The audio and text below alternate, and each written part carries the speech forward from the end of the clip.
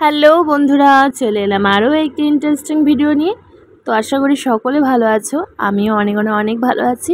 পাইলবি blog চ্যানেলে নতুন ভিডিওর সাথে তোমাদের জানাই অনেক অনেক অনেক শুভেচ্ছা। যারা যারা নতুন বন্ধুরা আছো প্লিজ চ্যানেলটিকে সাবস্ক্রাইব করে নোটিফিকেশান বেল আইকনটি অল করে দাও, যাতে আমার সব নোটিফিকেশানগুলো তোমাদের কাছে চটজলদি পৌঁছে যেতে পারে। তো চলো ভিডিওটা মনোযোগ সহকারে দেখতে থাকো, খুবই ভালো লাগবে। অন্যের চোখের পাড়ির উপর নির্মিত ঘর কখনো সুখের হয় না।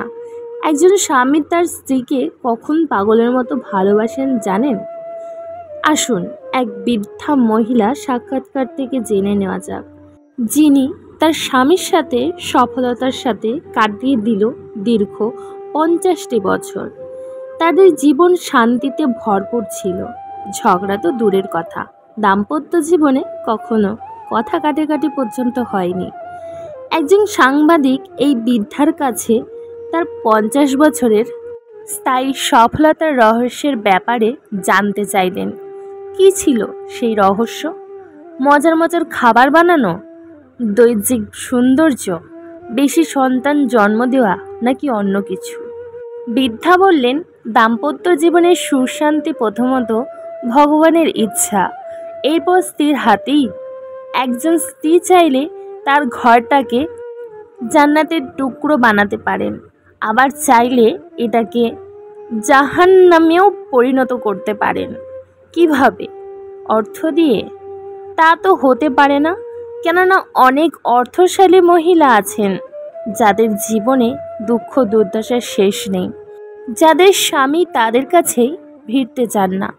সন্তান জন্মদান না, তাও নয়, কারণ অনেক মহিলা আছেন যাদের অনেক সন্তান আছে অথচ স্বামী পছন্দ করেন না।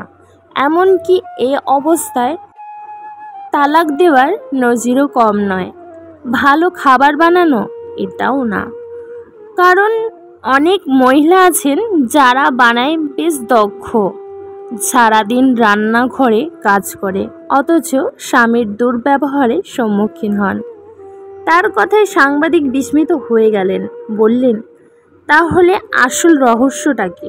বৃদ্ধা বললেন, যখনই আমার স্বামী রেগে গিয়ে আমাকে বকাবকি করতেন, আমি অন্তত সম্মান দেখিয়ে নীরবতা পালন করতাম এবং অনুতপ্ত হয়ে মাথা দুলিয়ে তার প্রতিটি কথার সায় দিতাম।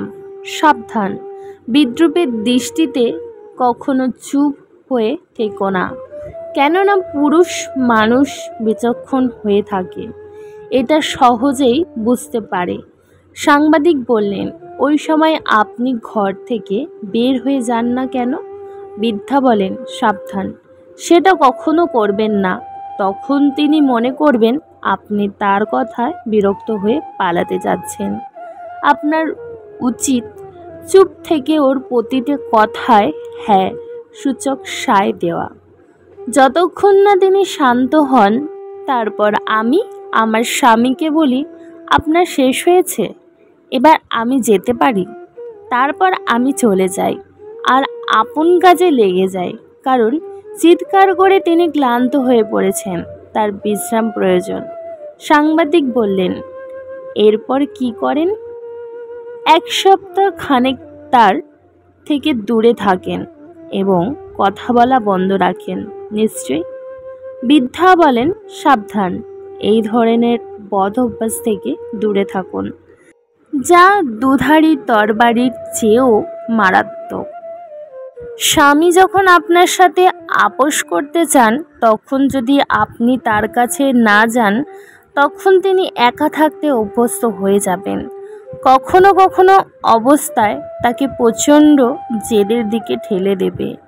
সাংবাদিক বললেন, তাহলে কি করবেন তখন? বৃদ্ধা বললেন, 2 ঘন্টা পর 1 গ্লাস দুধ বা 1 কাপ গরম চা নিয়ে তার কাছে যাই আর বলি, নিন, এগুলো খেয়ে নিন, আপনি খুব ক্লান্ত। এই সময় তার সাথে অন্তত স্বাভাবিকভাবেই কথা বলি। তারপর তিনি বললেন, রাগ করেছ? আমি বলি না। তারপরে তার দুর্ব্যবহারে দুঃখ প্রকাশ করেন এবং স্নেহ ও ভালোবাসার কথা বলেন। সাংবাদিক বলেন, আপনি কি তার কথা তখন বিশ্বাস করেন? বৃদ্ধা বলেন, অবশ্যই, কেন নয়। শান্ত থাকা অবস্থায় যা বলেন তো বিশ্বাস না করে রাগান্বিত অবস্থায় যা বলেন তা বিশ্বাস করব? সাংবাদিক বলেন, তাহলে আপনার ব্যক্তিত্ব? বৃদ্ধা বলেন, আমার স্বামী সন্তুষ্টই আমার ব্যক্তিত্ব, আমাদের স্বচ্ছ সম্পর্কই আমাদের ব্যক্তিত্ব। আর স্বামী স্ত্রীর মধ্যে কোনো ব্যক্তিত্ব থাকে না। মহান রব আমাদের দুনিয়ার জীবন ও আখের রাতের জীবনে কল্যাণ দান করুন। পয়সা হলো অতিথি, আর একত্রতা আমাদের সংস্কৃতি। তাই অর্থের অহংকারে পরিবার থেকে কখনো আলাদা হইও না। বৃষ্টি তো তখনই হয় যখন আকাশে মেঘের ভার সইতে পারে না, আর কান্না তখনই পায় যখন হৃদয় কষ্টের ভার বইতে পারে না। মানুষ দায়িত্ব ভুলে গেলেও অধিকার ঠিকই মনে রাখে। গোপনীয়তা আর মিথ্যা সম্পর্ক নষ্ট করে।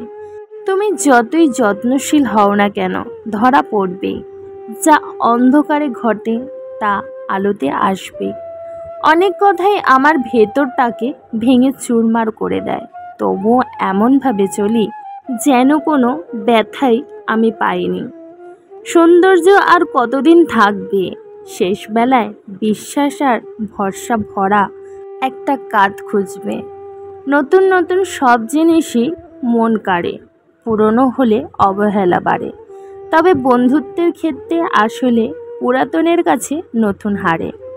একটা ডিভোর্স হয়তো মা বাবার জীবনে শত সমস্যা মেটায়, কিন্তু একটা ডিভোর্স একটি শিশুর জীবনে হাজারো সমস্যার সৃষ্টি করে। পৃথিবীতে দুটি মানুষের বন্ধুর সংখ্যা সবচেয়ে কম, সত্যিবাদী ও প্রতিবাদী। অর্ধেক সময় পেরিয়ে গেল জীবনটাকে বুঝতে বুঝতে, আর এখন বাকিটা সময় কেটে যাচ্ছে বাস্তবতার সাথে লড়তে লড়তে। বিবেকের বিরুদ্ধে কখনো কিছু করো না, এমনকি পরিস্থিতি চাপ দিলেও না। আপনার মাতা পিতা অশিক্ষিত হওয়ার কারণে আপনি কখনো লজ্জাবোধ করবেন না। যদি দুইজন অশিক্ষিত ব্যক্তি আপনার মতো একজন সুশিক্ষিত সন্তান জাতিকে উপহার দিতে পারে, তবে ভেবে দেখুন তারা কতটা যোগ্য। নিজের সীমাবদ্ধতা বুঝতে পারলে নিজেকে অতিক্রম করা অতি সহজ হয়ে যায়। মৃত্যুই জীবনের চূড়ান্ত বাস্তবতা, নিমিষেই সব স্বপ্নকে নিঃশেষ করে দেয়। সুতরাং সুখ শান্তিতে থাকার অন্যতম একটি মাধ্যম হলো মৃত্যুকে অধিক স্মরণ করা। তাহলে দুনিয়ার জীবনে প্রত্যাশার চাপে কখনো পিষ্ট হতে হবে না। কাউকে তার অতীতের অপকর্ম নিয়ে খোঁটা দিও না। কে জানে, সে হয়তো বা রবের কাছে তোমার থেকেও উত্তম হয়ে গেছে। প্রকৃতি পথিক কখনো থেমে যায় না, প্রয়োজনে নতুন করে পথ তৈরি করে নেয়। চোখের আড়ালে যে থাকে মানুষ তাকে দ্রুত ভুলে যায়। অতীত জুড়ে একরাশ স্মৃতি, আর বর্তমান জুড়ে শুধুই বাস্তবতা। পাথর হাজার বছর জলের মধ্যে পড়ে থাকলেও তার ভেতরে জল কখনো ঢোকে না, কিন্তু মাটিতে জল লাগলে তখনই গলে যায়। যারা বিশ্বাসী তারা হাজার বিপদে পড়লেও হতাশ হয় না, কিন্তু অবিশ্বাসী মানুষের মন সামান্য কারণে টলে যায়। চোখের পানি মুছে ফেলার চেয়ে তাকেই মুছে ফেলা উত্তম, যার জন্য প্রতিনিয়ত চোখের পানি ফেলতে হয়। মানুষ তীব্রভাবে চাওয়ার পর তা না পেলে তার অতি ঘৃণা চলে আসে। আমি কিছু মানুষের অহংকার বাড়িয়ে দিয়েছি। তারা যতটুকু সম্মান পাওয়ার যোগ্য, আমি তার থেকে অনেক বেশি সম্মান তাদের দিয়েছি। কাকে দিব দোষ আমি? কাকে করব দোষী? মিথ্যা মাথায় জড়িয়ে আমি চোখে জলে ভাসি। জীবনে পরিবর্তন আর যন্ত্রণা, এই দুটো জিনিস মেনে নিতে পারলে তুমি সুখী। তোমায় সারাদিন ভালো রাখার যতই করি আয়োজন, দিন শেষে বারবার তুমি বুঝিয়ে দাও আসলে আমি তোমার শুধুই প্রয়োজন। জীবনকে বুঝতে চাইলে পিছনে ফিরে দেখো, আর জীবনকে গড়তে চাইলে সামনের দিকে দেখো। পরিকল্পনা সম্পূর্ণ একজন বোকা পরিকল্পনাহীন প্রতিভাবানকেও হারিয়ে দিতে পারে। যাদের মা বেঁচে আছে নিজেকে গর্বিত অনুভব করো, কারণ মা থাকতে কেউ গরিব হয় না। যে নারী তার বৈধ স্বামী পেয়েও তার প্রতি সন্তুষ্ট না, পরপুরুষে আসক্ত থাকে, স্বর্গ এনে দিলেও সে সন্তুষ্ট হবে না।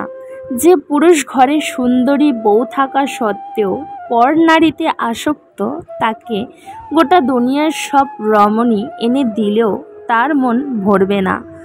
বাবার দেওয়া কোনো কিছুকেই ছোট মনে করিও না।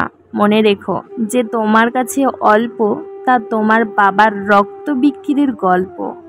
কেউ অপছন্দ করলে নিজেকে মন্দ ভাবতে নেই, কারণ ভালো মানুষকেও অপছন্দ করার মতো মানুষ জগতে ভুরি ভুরি থাকে, সবকালেই ছিলেন। ভেঙে যাওয়ার মানে জীবনের শেষ নয়, কিছু কিছু ভাঙার মাঝেও জীবনের শুরু হয়। যতক্ষণ আপনি অন্যদের নিজেদের সমস্যা এবং কঠিন পরিস্থিতির জন্য দায়ী বলে মনে করবেন, ততক্ষণ আপনি আপনার সমস্যায় এবং কঠিন পরিস্থিতিগুলিকে দূরে করতে একদমই পারবেন না। তুমি যতটা দিবে ঠিক ততটাই ফিরে পাবে, সেটা ভালোবাসা হোক কষ্ট। একটি ফুল দিয়ে কখনো মালা গাঁথা যায় না, তেমনি একটি ভালো কাজ করে জীবনকে সুন্দর করা যায় না। যে সহজ সরল জীবনযাপন করে, সুখ তার জন্য অন্তত সহজলভ্য। যদি তুমি মানুষকে বিচার করতে যাও, তাহলে ভালোবাসার সময় পাবে না। সব লোকের ঘাড়েই মাথা আছে, কিন্তু মস্তিষ্ক আছে কিনা সেটাই প্রশ্ন। পরের উপকার করা ভালো, কিন্তু নিজেকে পথে বসিয়ে নয়। রাগ আর অভিমান এক হয়ে একসময় ভয়ঙ্কর রূপ নেয়, যা বিচ্ছেদের দরজা পর্যন্ত নিয়ে যেতে পারে। সুখী হতে অনেক কিছুর দরকার নেই, দরকার এমন কিছু মানুষের যারা সত্যি আপনাকে বোঝে। অতীতকে ছোট করে দেখা উচিত নয়, আবার অতীতকে অতিরিক্ত মূল্য দেওয়া ঠিক না। সময়ের সাথে পরিস্থিতি বুঝে যে নিজেকে মানিয়ে নিতে পারে, সে সবচাইতে সুখী মানুষ।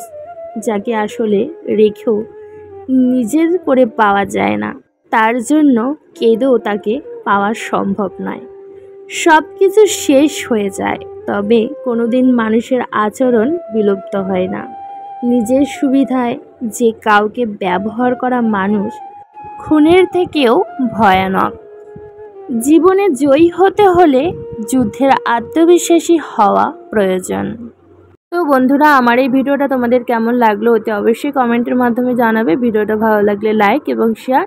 তো এতক্ষণ সকল বন্ধুরা আমার পাশে থাকার জন্য অনেক অনেক ভালোবাসা। তো চলো এখানে ভিডিওটা শেষ করছি। নেক্সট অন্য কোনো ভিডিওর সাথে দেখা হচ্ছে। ততক্ষণে ভালো থেকো, সুস্থ থেকো, পরিবারের যত্ন নিও, নিজেদেরও খেয়াল নিও। Tata, bye bye.